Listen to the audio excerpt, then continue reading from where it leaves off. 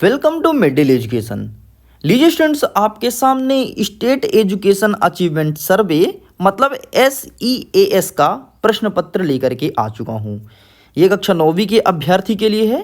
सामाजिक विज्ञान का पेपर आपके सामने है। हो सकता है आप सभी के स्कूल में आपको बता दिए हों कि SEAS का एग्ज़ाम कब होगा। अगर नहीं बताए हैं तो प्लीज़ वेट कीजिए, जल्द ही आप सभी के स्कूल में इन्फॉर्मेशन दे दिया जाएगा। हम आगे बढ़ते हैं, देख लेते हैं हमारे सामाजिक विज्ञान में किस प्रकार से प्रश्न पूछा गया है एंड क्या होगा सही उत्तर। देखो, हमारा पहला प्रश्न यहाँ से स्टार्ट होता है। पहला नंबर कह रहा है कि निम्नलिखित में से कौन सा पश्चिम एशिया देश के समूह हैं जो पेट्रोलियम के प्रमुख उत्पादक देशों में से हैं। मतलब हमें पश्चिम एशिया के देश को पहचानना है, फिर यह भी बताना है कि ऐसे कौन कौन से देश हैं जहाँ पर पेट्रोल का उत्पादन सबसे अधिक होता है। तो हमारे ऑप्शंस में से इसका करेक्ट आंसर होगा option number C, Iran, Iraq और सऊदी अरब। यहाँ पर पेट्रोलियम का उत्पादन सबसे अधिक होता है। इसके साथ ही पश्चिम एशिया के देश भी हैं। तो इसका सही आंसर लगाना है ऑप्शन नंबर सी। आगे बढ़ते हैं, हमारा दूसरा नंबर कहता है कि नीचे दिए गए विश्व मानचित्र में छायांकित क्षेत्रों में जलवायवीय बाधाओं और भूभाग की प्रतिक्रिया स्वरूप कृषि का कौन सा प्रकार दर्शाया गया है। तो सबसे पहले इस स्लाइड को आपको अच्छे से देखना है, इस चित्र को अच्छे से देखना है और इसके बाद ये रहे आपके सामने ऑप्शन। तो इसका सही आंसर लगाएंगे ऑप्शन नंबर बी, गहन निर्वहन कृषि इस करेक्ट आंसर। आगे बढ़ते हैं, हमारा तीसरा नंबर कह रहा है निम्नलिखित में से कौन सा किसी एक स्थान की अक्षांशीय एवं देशांतरीय स्थिति को सही दर्शाता है। तो इसका सही आंसर होगा ऑप्शन नंबर ए, 20 डिग्री पूर्व अक्षांश और व 15 डिग्री पश्चिमी देशांतर इज करेक्ट आंसर। आगे देखते हैं, चौथा नंबर कहता है यदि आप भारत के डिब्रूगढ़ कहाँ है, असम में है। मुंबई हाई कहाँ है, मुंबई या महाराष्ट्र में है। अंकलेश्वर क्षेत्र की यात्रा करते हैं तो बताइए इन क्षेत्रों में कौन से ऊर्जा खनन या फिर खनिज का भंडार अधिक मात्रा में मिलेंगे। तो मुंबई हाई में और आपका अंकलेश्वर में और डिब्रूगढ़ में यहाँ पर पेट्रोलियम मतलब पेट्रोल पाया जाता है। तो इसका सही आंसर आपका ऑप्शन नंबर ए हो जाएगा, पेट्रोलियम का भंडार। आगे देखते हैं, पांचवा नंबर, एक विद्यार्थी को ग्लोब या मानचित्र पर कितने डिग्री का अंतराल लेने पर उत्तरी गोलार्ध में 6 बराबर दूरी पर अक्षांश वृत्त बन सकेगा। तो इसका सही आंसर आपको लगाना है ऑप्शन नंबर सी, 15 डिग्री अंतराल लेने पर। सिंपल सा 90 में से 6 का भाग दे दो, आपका आ जाएगा 15, 15 छिक्का 90, अर्थात ऑप्शन नंबर सी इस करेक्ट आंसर। आगे देखते हैं, छठवां नंबर, सन 2019 में आम चुनाव में लगभग 1 से 1.5 लाख पेड़ों को बचाया जा सका। यह इसलिए संभव है, ये क्यों संभव हुआ है। आपके ऑप्शंस हैं, मतदान पत्र को आकार में छोटा बना दिया गया था, इलेक्ट्रॉनिक मतदाता मशीन का उपयोग किया गया था, इसके साथ सी नंबर कहता है कि बहुत कम मतदान हुए थे, या फिर 2019 के चुनाव को ही रोक दिया गया था। तो इसका सही आंसर होगा कि इलेक्ट्रॉनिक मशीन का यूज़ किया गया था। देखो, पहले इलेक्ट्रॉनिक मशीन का उपयोग नहीं होता था, पहले कागज़ की एक पर्ची देते थे और उस पर्ची को हम लेकर जाते थे, तब हमें वोट डालने को मिलता था। लेकिन अब इलेक्ट्रॉनिक मशीन आ गया है, मतलब एक बटन दबाओ, एक पर्ची अंदर ही कट के नीचे गिर जाएगा जिसको तुम वोट देना चाहते हो। आगे बढ़ते हैं, सातवां नंबर कह रहा है कि हमेशा मानव संसाधन को शिक्षा की तकनीकी कुशलताएं देनी चाहिए। तो इसके कई सारे ऑप्शंस हैं, तो इसका सही आंसर आपका हो जाएगा ऑप्शन नंबर बी, वह हमारे देश के विकास में सहायक हो सकते हैं इस करेक्ट आंसर। आगे बढ़ते हैं, आठवां नंबर कहता है कि फ्रांसीसी क्रांति के दौरान रोबोस्पियरी की सरकार ने संबंधित कानून जारी किया गया था। किससे किया था। यहाँ पर इसका सही आंसर आपको लगाना है मजदूर एवं किसानों पर सीधा संबंधी इस करेक्ट आंसर। यही उत्तर लिख कर आइएगा, यही आपका सही उत्तर है। आगे देखते हैं, 9वां नंबर कह रहा है 1857 के स्वतंत्रता संग्राम के पीछे अनेक कारण उत्तरदायी थे, जिनमें से एक महत्वपूर्ण कारक तत्कालिक कारण के नाम से भी जाना जाता है। निम्नलिखित में से वह तत्कालिक कारण कौन सा है। पहला नंबर कहता है कि सैनिकों के वेतन भत्ते में असंतुलन था, मतलब समान नहीं देते थे, किसी को अधिक वेतन देते थे, किसी को कम देते थे। तो नहीं, ये कोई ठोस रीज़न नहीं है यार कि वेतन नहीं देते तो हम भगाएंगे अंग्रेज को, नहीं। आगे देखते हैं, सेकंड नंबर, सती प्रथा व विधवा पुनर्विवाह अधिनियम। मतलब सती प्रथा का मतलब होता है कि अगर कोई स्त्री में विधवा हो गई तो उसको भी आग में जलना पड़ता था पति के बॉडी के साथ। और विधवा पुनर्विवाह मतलब अगर कोई स्त्री का पति खत्म हो गया तो उसे दोबारा विवाह करना ही करना है, भले वो ना करना चाहे फिर भी करना पड़ेगा, ये था। आगे देखते हैं सी नंबर, चर्बी लगे कारतूस का प्रयोग। वो हुआ था ना कि मंगल पांडे को चर्बी वाले कारतूस से अंग्रेज बोले थे कि इसको चलो भरो, तो उसने बोला नहीं, हम पंडित हैं, हम चर्बी वाले कारतूस मुंह में नहीं टच करेंगे। तो इसी गुस्से में बात भिड़ गई, और बात भिड़ गई तो मंगल पांडे ने हत्या कर दिया, मार दिया जान से। इतनी गुस्सा आ गई थी कि हम पंडित हैं और पंडित होकर के चर्बी वाले कारतूस मतलब गाय के मांस को क्या मुंह में ले सकते हैं, नहीं, इम्पॉसिबल। आगे देखते हैं डी नंबर, किसान व जमींदार पर भारी लगान। तो इसका सही आंसर होगा ऑप्शन नंबर सी इस करेक्ट आंसर। चर्बी वाले कारतूस को भरने से मना किए थे मंगल पांडे, और इसी सिलसिले में जब आक्रोश में आकर के अंग्रेज अधिकारी की हत्या कर दी तो फिर वहां से आंदोलन भड़क उठा था। आगे देखते हैं 10वां नंबर कहता है कि मेरठ में प्रारंभ हुआ 1857 की क्रांति का संदेश शीघ्र ही दिल्ली होते हुए कानपुर लखनऊ तक फैल गया। कानपुर में 1857 की क्रांति का नेतृत्वकर्ता कौन था? कई सारे ऑप्शंस, नाना साहब, बेगम हजरत महल, रानी लक्ष्मीबाई, तात्या टोपे। तो इसका सही आंसर होगा ऑप्शन नंबर ए, नाना साहब या फिर नाना साहिब, जो भी बोलो, उन्होंने ही कानपुर से इसका नेतृत्व किया था। आगे देखते हैं 11वां नंबर, स्वामी विवेकानंद आधुनिक भारत के पहले भारतीय थे जिन्होंने विश्वव्यापी स्तर पर वेदांत दर्शन के आध्यात्मिक गौरव को पुनर्स्थापित किया। उन्होंने समाज सेवा और निस्वार्थ श्रम के जरिए मुक्ति के लक्ष्य पर जोर देने का उद्देश्य से डैश डैश स्थापना की। तो इसका सही आंसर लगाना है ऑप्शन नंबर सी, स्वामी विवेकानंद ने रामकृष्ण परमहंस की स्थापना की थी। ठीक है, तो इसका सही आंसर ऑप्शन नंबर सी हो जाएगा। आगे देखते हैं नेक्स्ट 12वां नंबर, नागरिक अपने मौलिक अधिकार की रक्षा के लिए निम्नलिखित में से किस संस्था से संपर्क करते हैं? मतलब यदि किसी को मौलिक अधिकार बचाना है तो कहाँ जाएंगे? वो जाएंगे आपके कार्यकारी, न्यायपालिका, विधायिका या फिर मीडिया। तो वो जाएंगे आपके न्यायपालिका के पास, मतलब सुप्रीम कोर्ट और हाई कोर्ट का दरवाज़ा खटखटाएंगे। आर्टिकल 32 के तहत सुप्रीम कोर्ट और आर्टिकल 226 के तहत वो हाई कोर्ट जाएंगे। चलिए आगे बढ़ते हैं 13वां नंबर।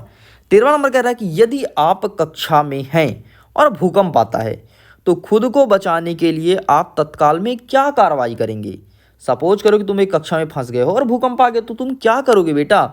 क्या किसी को तुम फ़ोन लगाओगे, या फिर शिक्षक जब तक बोलेंगे कि नहीं निकलो तो घुसे रहोगे, या फिर जहाँ हो वहीं चुपचाप बैठे रहोगे, हिलो डुलोगे नहीं, या फिर अपने सिर को ढके और सुरक्षित रखेंगे? तो इसका सही आंसर होगा अपने सिर को ढकेंगे और सुरक्षित रखेंगे, है ना। जहाँ पर हो वहीं पर तुम टेबल के नीचे बैठ जाओ, अपने सिर को ढक लो बस। यदि तुम्हारे ऊपर मान लो कोई घर गिरा, बिल्डिंग सिर में गिरा, तो तुम चले जाओगे। अगर हाथ पैर टूटा, चलो बचने का चांस है, इसलिए अपने सिर को ढकेंगे और सुरक्षित रखेंगे, अर्थात option number D is correct answer. आगे देखते हैं 14 नंबर, विधानसभा के चुनाव कराने के लिए राज्य की विभिन्न क्षेत्रों में विभाजित किया जाता है, तो इस क्षेत्र को क्या कहा जाता है? अभी हाल ही विधानसभा का चुनाव है तो कई सारे क्षेत्रों में बांटा है, इसे हम कहते हैं निर्वाचन क्षेत्र, अर्थात option number B is correct answer. आगे बढ़ते हैं नेक्स्ट, हमारा 15 नंबर कहता है कि भारत में स्थानीय सरकारों द्वारा स्वच्छता क्यों प्रदान की जा रही है? यहाँ पर ऑप्शन है, यह भारतीय संविधान में दिए गए जीवन के अधिकार का हिस्सा है, स्थानीय सरकार को स्वच्छ सेवाएं प्रदान कराने का आदेश दिया गया था, भारतीय कानून निजी क्षेत्र में यह काम करने की इजाज़त नहीं देते, या फिर लोग यह गतिविधि स्वयं नहीं करते। तो इसका सही आंसर होगा ऑप्शन नंबर बी, स्थानीय सरकार को स्वच्छता सेवाएं प्रदान करने का आदेश दिया गया है इस करेक्ट आंसर। आगे देखते हैं 6वां नंबर, निम्नलिखित में से कौन सा कार्य केवल सरकार द्वारा किया जाता है? ऐसा कौन सा कार्य है जो केवल सरकार करेगी? जैसे रेलगाड़ी चलाना, तरल पेट्रोलियम गैस की आपूर्ति, मतलब कमी हो जाए तो उसे पहुंचवाना, पेट्रोलियम की आपूर्ति, शिक्षा प्रदान करना, केवल सरकार द्वारा करते हैं। तो इसका सही आंसर हो जाएगा आपको ऑप्शन नंबर ए, रेलगाड़ी चलाना इस करेक्ट आंसर। रेलगाड़ी हम सब नहीं चला सकते हैं, केवल गवर्नमेंट द्वारा ही चलाया जाएगा। आगे देखते हैं 17 नंबर, रिक्त स्थान को उचित शब्द में भरें। ठीक, देखो क्या भरा जाएगा। 18वीं शताब्दी में कई समाज सुधारक ने महसूस किया कि महिलाओं की स्थिति में सुधारने के लिए लड़कियों के लिए डैश डैश महत्वपूर्ण है, विवाह, जागरूकता, शिक्षा, घरेलू काम। तो लड़कियों के लिए शिक्षा जरूरी है, अर्थात ऑप्शन नंबर सी इस करेक्ट आंसर। चलिए आगे बढ़ते हैं नेक्स्ट 18 नंबर, कारतूसों का काटना 1857 के विद्रोह का मुख्य कारण था क्योंकि क्या हुआ था? इसमें हिंदू की भावनाओं का आहत हुआ था, हिंदू और मुस्लिम की भावनाओं की आहत हुई थी, मुसलमानों की धार्मिक भावनाएं आहत हुई थी, या फिर हिंदू और मुस्लिम की धार्मिक भावनाएं आहत हुई थी? तो इसका सही आंसर होगा ऑप्शन नंबर ए। इससे हिंदू की भावनात्मक भावनाएं आहत हुई थी। ठीक भाई, हिंदू लोग इन सब से बहुत दूर रहते हैं, मान शान से।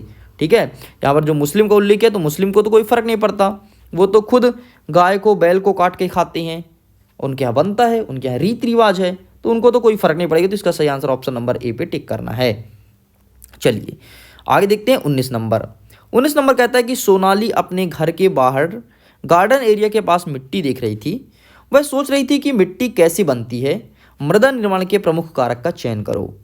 मतलब ये पूछा है कि सोनाली नाम की एक लड़की है, तो वो सोच रही कि यार मिट्टी बनता कैसे है। तो इसका सही आंसर आप लगाओगे कि मिट्टी जो होता है वो मूल चट्टानों के टूटने फूटने से बनता है, और इसके साथ ही जलवायु कारक होते हैं। जलवायु का मतलब होता है कभी कभी पानी बहा के मिट्टी को ले आता है, तो कभी हवा, इसके थ्रू मिट्टी का निर्माण होता है।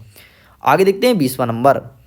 सुमित नाम का एक लड़का है, थोक में सब्जी खरीदता है और उसे फेरी वाले और दुकानदारों को बेचता है।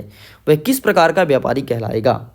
तो इसका सही आंसर आपका हो जाएगा ऑप्शन नंबर खुरदरा व्यापारी, खाना बदोश, वाणिज्य, फिर थोक व्यापारी। तो इसका सही आंसर ऑप्शन नंबर डी, थोक व्यापारी इस करेक्ट आंसर। आगे देखते हैं नेक्स्ट। यहाँ पर 13 लिखा है, चलो ठीक है, कोई मसला नहीं, हमें 13 14 मतलब नहीं है, क्रम गलत हो गया होगा, हम क्वेश्चन का आंसर देखेंगे। हमारा प्रश्न कह रहा है कि मिताली एक अटलस में अपने शहर इंदौर का पता लगाना चाहती है। इसके लिए उसे उस जगह का पता होना चाहिए। क्या पता हो कि वो अपने शहर को आसानी से ढूंढ पाए? तो अगर मिताली को अक्षांश और देशांतर रेखाएं पता है तो वो कहीं भी किसी भी मैप में अपने शहर को आसानी से ढूंढ सकती है। तो इसका सही आंसर ऑप्शन नंबर सी हो जाएगा। चलिए आगे देखते हैं नेक्स्ट 21 नंबर। 21 नंबर कहता है औद्योगिक क्रांति का भारत में किस प्रकार का नकारात्मक प्रभाव रहा? कई सारे ऑप्शन हैं, तो इसका सही आंसर लगाएंगे ऑप्शन नंबर ए, कुटीर उद्योग का पतन इस करेक्ट आंसर। चलिए आगे बढ़ते हैं नेक्स्ट।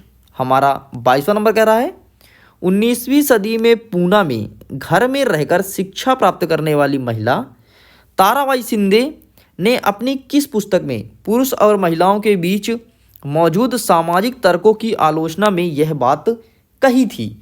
क्या बात कही थी? क्या औरत को अपनी ज़िंदगी उतनी ही प्यारी नहीं होती जितनी कि तुम्हें तुम्हारी ज़िंदगी? ये कहाँ पर लिखा है ये कथन?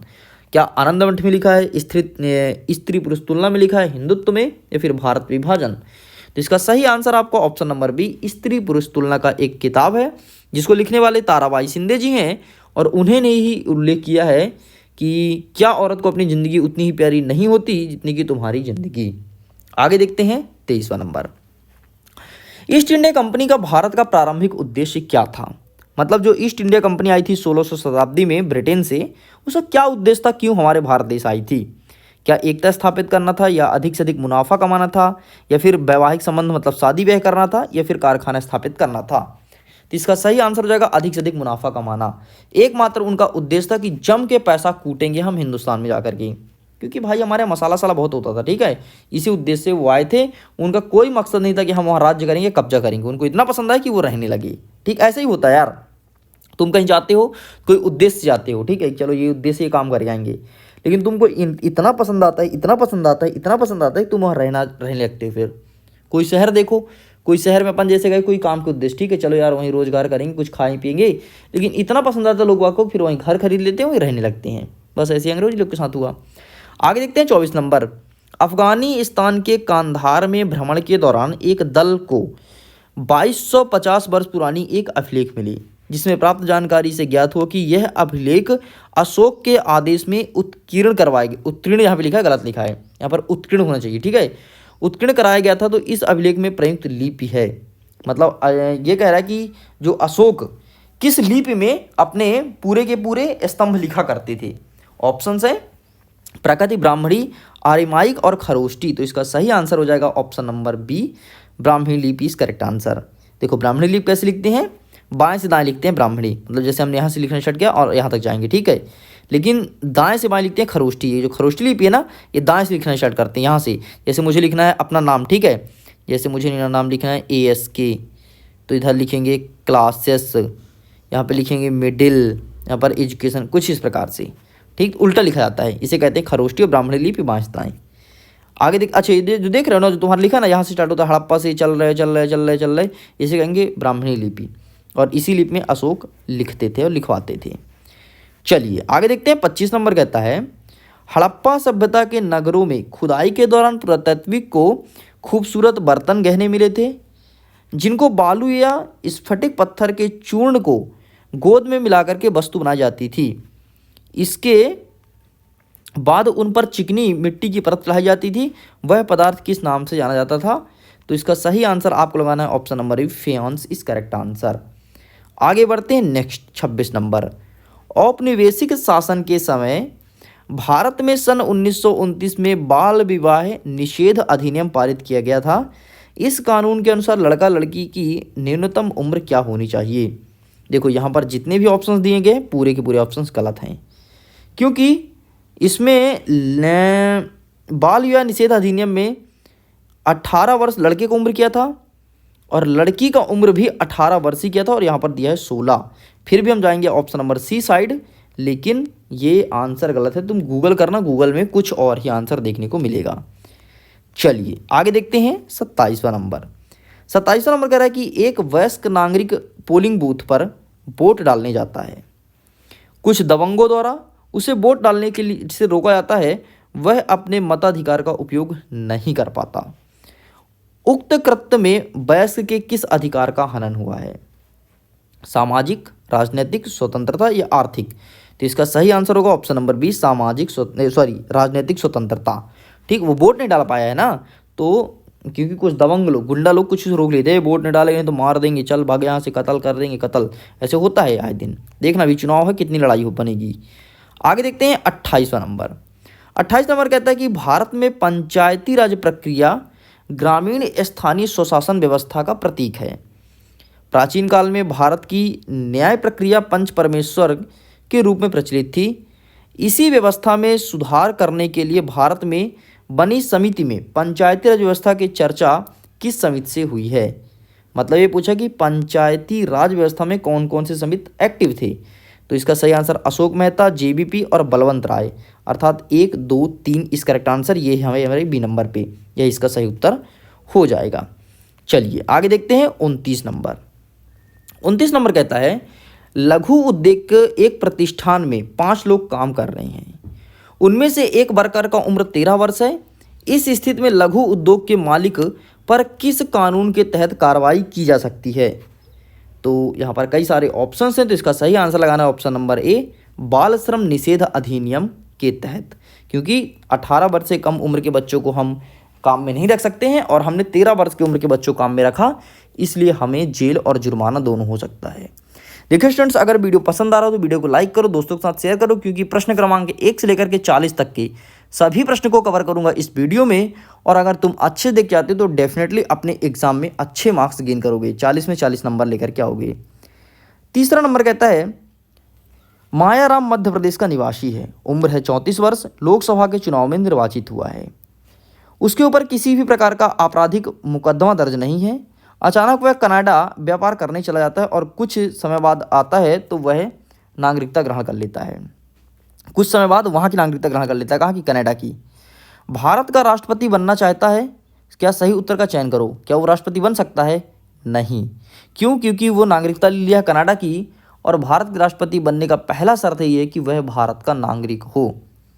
तो इसका सही आंसर ऑप्शन नंबर बी हो जाएगा कि मैं भारत का राष्ट्रपति नहीं बन सकता है। रीज़न? क्योंकि वो भारत का नागरिक बचा ही नहीं, तो कैसे बनेगा? पहला कंडीशन तो ये कहता है कि भारत का नागरिक हो, न्यायालय द्वारा पागल या दिवालिया घोषित ना किया गया हो, अपनी उम्र 35 वर्ष पूर्ण कर चुका हो, ये सब टर्म्स एंड कंडीशन है। आगे देखते हैं 31 नंबर कहता है कि हर बच्चा स्कूल जाए और प्राथमिक शिक्षा पूर्ण करे। प्राथमिक शिक्षा मतलब 1 से लेकर के 5 तक का शिक्षा। उसे स्कूल में मध्याह्न भोजन सुलभ कराया जाता है, जिससे बच्चे खुशी खुशी स्कूल में उपस्थित हों और छात्रों की विद्यालय में 100% उपस्थिति रहे।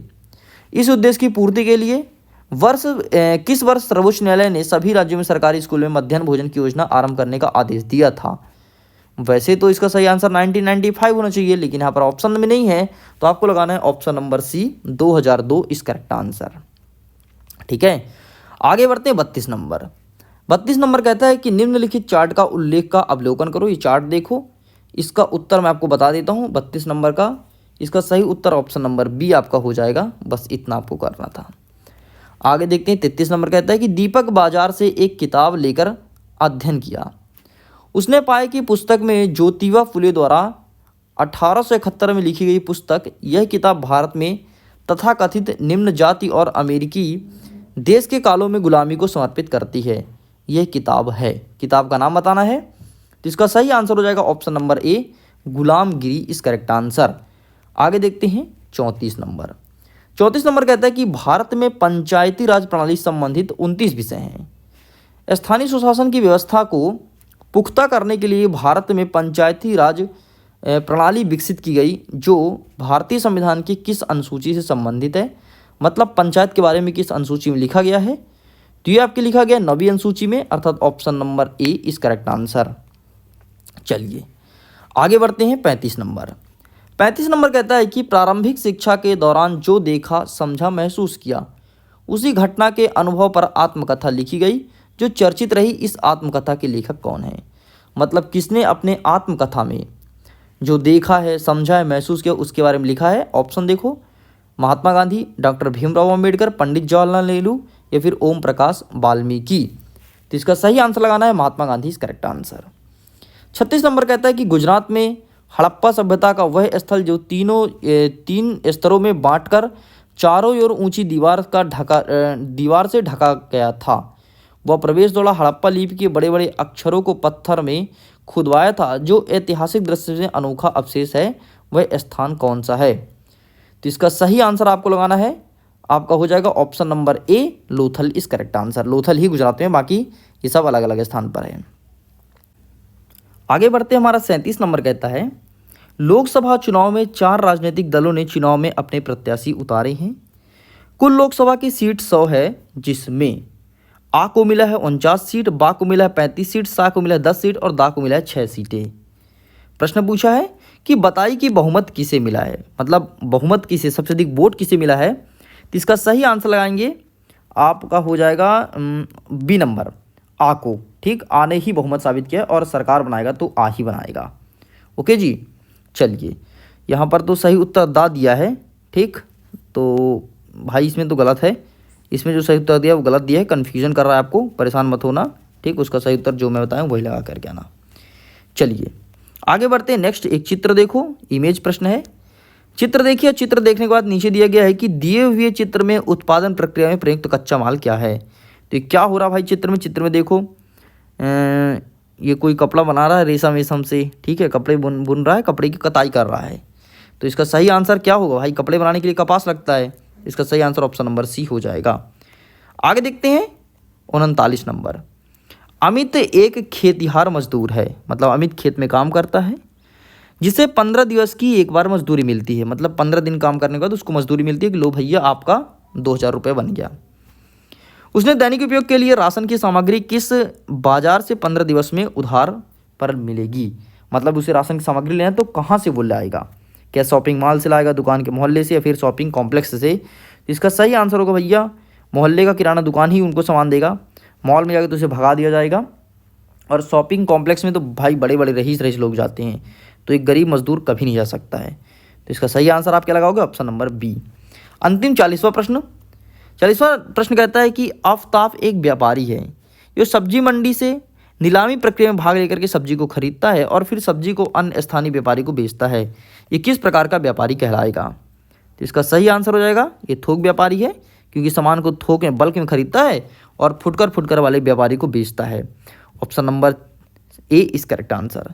तो इस प्रकार से स्टूडेंट्स पूरा आपका SEAS exam class 9th social science का पेपर कंप्लीट कर दिया हूँ। जल्द ही मिलेंगे एक नए सब्जेक्ट के साथ, उसके भी क्वेश्चन आंसर को कवर करेंगे। वीडियो पसंद आए तो वीडियो को लाइक कीजिए, दोस्तों के साथ शेयर कीजिए। PDF को डाउनलोड करना है तो लिंक डिस्क्रिप्शन बॉक्स में जाकर के PDF को डाउनलोड कीजिए। वीडियो को एंड करते हैं। आपके एग्जाम के लिए ऑल द बेस्ट। जल्द ही मिलते हैं एक नेक्स्ट बुक के साथ। Bye bye.